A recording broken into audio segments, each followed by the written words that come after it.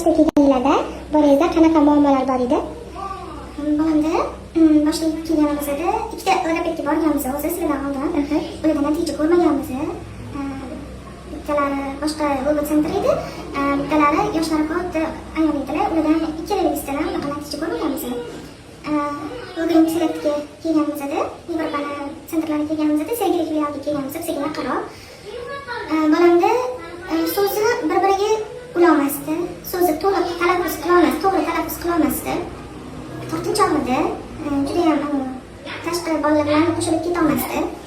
Mashg'ulotlarga qatnashib boshlaganingizdan keyin qanaqa o'zgarishlarni sezdingiz? Mashg'ulotlarga kelganimizdan keyin bir haftada o'zgarish sezdim.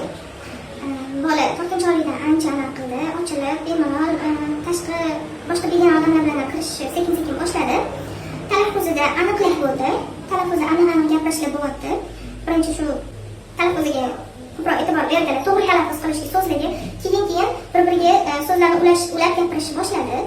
Keyin qo'shimcha yana meni o'g'lim o'zi maktabga chiqishi kerak. O'sha 7 yoshga to'ladi. Qo'shimcha maktab programmasini ham, qo'shimcha boshlang'ich